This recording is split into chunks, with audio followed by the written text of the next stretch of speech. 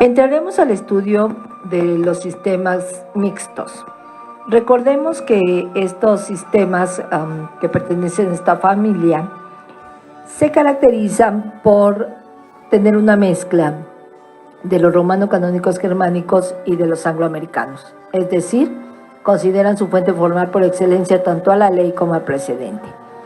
En su naturaleza mixta, el sistema jurídico de Israel muestra un complejo normativo derivado de una gran variedad de tradiciones, principalmente por el enorme peso cultural e histórico que han heredado del derecho religioso judío, o sea, la herencia de Israel, por la influencia del common law inglés heredado del periodo del mandato británico y también el concepto de derechos civiles y diversas técnicas judiciales y administrativas emuladas del derecho estadounidense.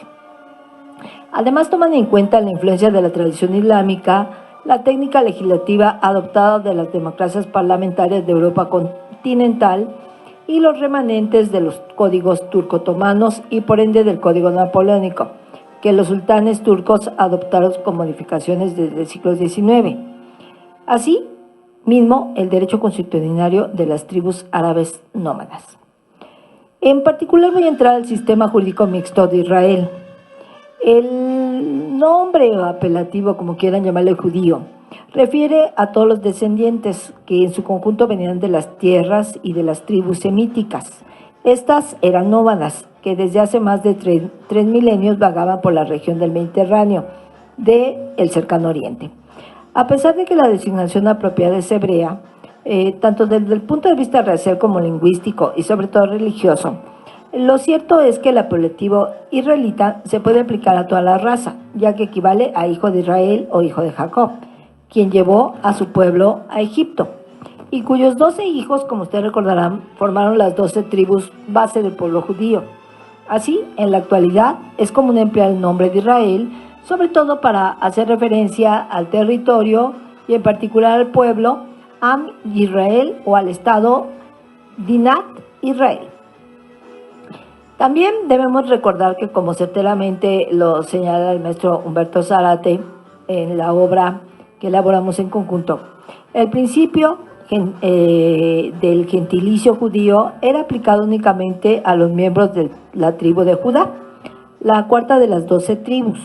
Más tarde, pues esto se dividió en el Gran Reino. La parte del sur se llamó Judá y la parte del norte Israel. Y ya en los tiempos del dominio romano, pues cualquier miembro de esta raza era llamado judío. Podemos señalar que el origen racial se encuentra en Jacob y el origen nacional y religioso se halla a su vez en Moisés, quien acorde al Pentateuco bíblico logró para su pueblo la independencia de Egipto y con ello le dio una coherencia social, una estructura normativa religiosa y un territorio propio. Si tomamos en cuenta el legado mosaico, el sistema jurídico original del pueblo judío fue eminentemente teocrático. Jehová es su Dios y a la vez era el rey y su máximo poder político, de cuya palabra emanaban todas las leyes.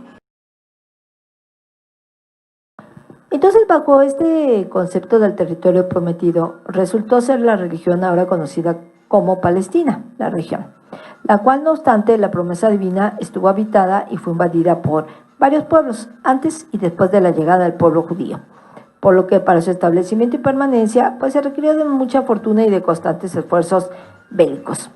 En las sucesivas etapas que van a aparecer, los judíos fueron conquistados por los asirios, por los babilonios, por los persas, por los macedonios, por los egipcios y por los sirios. Los últimos invasores pues fueron obviamente los romanos, durante el consulado Cicerón. En esta ocasión recordemos que Pompeyo tomó Judea y desde entonces el reino fue dirigido por gobernantes designados desde Roma. Dada la proclividad de la población a constantes conflictos internos, por Roma convirtió en el año 6 después de Cristo a Judá en una simple fracción de la provincia de Siria, administrada por un procurador romano después de algunos intentos de rebelión judía. Y los romanos pues arrasaron con la ciudad y el templo de Jerusalén en el año 70 de nuestra era. En el año 135, tras un último levantamiento, terminaron con lo poco que quedaba. Siguiendo esta narración cronológica, Ese suceso dio motivo a la dispersión del pueblo judío por todo el mundo. Migraron y a esa etapa se le denominó la diáspora, a pesar de la cual mantuvo a través del tiempo y de las distancias un solo lazo en unión espiritual, basado en sus textos sagrados y en el conjunto de tradiciones religiosas transmitidas de generación en generación. Aun cuando el disperso pueblo judío carecía de autoridad y organización política, pues solo fue posible que subsistieran a través de su identidad nacional y por medio de su religión, y el rabino se convirtió en el dirigente de su congregación. El sinoísmo designa a la gran variedad de corrientes religiosas y filosóficas políticas que integran el gran movimiento nacionalista del pueblo judío, cuya meta principal es la creación y apoyo de un Estado nacional en Palestina, que era la antigua patria del pueblo judío, conocida en hebreo como Eretz Israel, o la tierra de Israel. Acorde a sus concepciones religiosas, el pueblo judío considera a Palestina como el lugar que le fue entregado por promesa divina, su tierra prometida, donde una de las colinas de la ciudad vieja de Jerusalén se llama precisamente Sion. El sinoísmo surgió a finales del siglo XIX en la Europa central y oriental y desde hace varios puntos de vista representa la continuidad del apego milenario del pueblo y la religión judía por la tierra de Palestina. En esta época y lugar, principalmente en el Imperio Ruso y a diferencia de lo ocurrido en Europa occidental, el pueblo judío se mantenía en comunidades separadas del resto de la población, con su propio idioma, el Yiddish, su propia civilización y estructura económica y sin disfrutar la igualdad política o legal reconocida a los ciudadanos del lugar de residencia. Bajo la anterior idea, las vidas y propiedades judías pues eran continuamente amenazadas por los prejuicios antisemitas de los demás naciones de la región. También en el marco de la indiferencia o franca hostilidad de los propios gobiernos locales. En estas condiciones, numerosos grupos judíos, generalmente bajo el liderazgo religioso de un rabino, iniciaron oleadas sucesivas de migraciones hacia la Europa occidental y particularmente hacia los Estados Unidos de América. Un muy reducido grupo conocido como Hovebi Sion, los amantes de Sion, se inspiraron en las ideas de Leo Piskers acerca de la necesidad de concentrar territorialmente a los judíos para evitar persecuciones y la miseria de un pueblo disperso, por lo que optaron por dirigirse a Palestina y formar allí asentamientos dedicados a la agricultura y artesanía.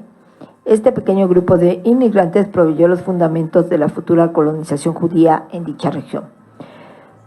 Un nuevo impulso al movimiento del sionismo provino de una periodista, un periodista austriaco, Theodor Herzl, que en el año de 1896 sacó la obra El Estado Judío, por lo que se le considera el padre espiritual del Estado israelita. En dicha obra, este autor expuso las ventajas que se derivaban de la asimilación de los judíos a sus países de residencia, de no ser ello imposible en razón del antisemitismo, especialmente en la Europa oriental y entre sociedades germánicas, incluida la Austria. En consecuencia, Herzl sostuvo la necesidad que el pueblo judío formara su propia nación en una unidad territorial. Sí aspiraba a lograr una existencia sin amenazas y hostilidades. Además de sus escritos, Herzl organizó al sionismo como un movimiento político de importancia mundial a partir del primer Congreso sionista, el cual tuvo lugar en Suiza en el año de 1897.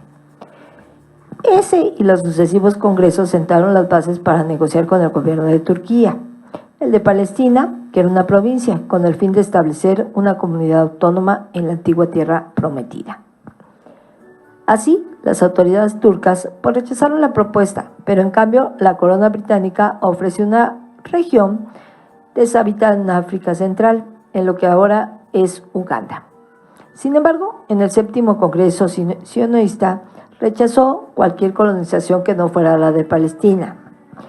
En dicha época, el sionismo representa solo a una minoría del pueblo judío. La mayoría de judíos, por su parte, simpatizaban con su integración a los países de residencia, además de que su ortodoxia religiosa profesaba el retorno a Palestina, solo bajo la guía divina del Mesías aún esperado. No obstante, el movimiento sionista desarrolló una fuerte actividad de propaganda a través de sus líderes y periódicos en diversos idiomas, además de estimular el llamado renacimiento judío en las letras y artes. Con la Primera Guerra Mundial y la alianza entre turcos y alemanes, el movimiento sionista estableció su centro de acción en Inglaterra.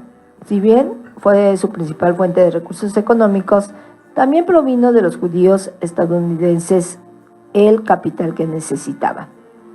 Fue exactamente en este país donde, a través de la expresión de la postura oficial que la corona británica manifestó, se asumía al respecto a través de un Ministerio de Relaciones Exteriores y es conocida como la Declaración Balfour del 2 de noviembre de 1917, misma que reconoció diplomáticamente el derecho del pueblo judío al resurgimiento nacional en un país propio.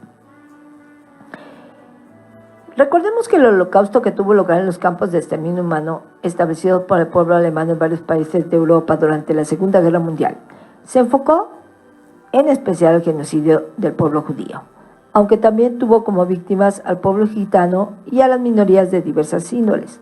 A pesar de que el número de judíos aniquilados es materia de discusión entre muchos historiadores, posiblemente nunca sabremos las cifras de esa gran matanza, ya que lo ubican entre 5 y 6 millones, un verdadero genocidio.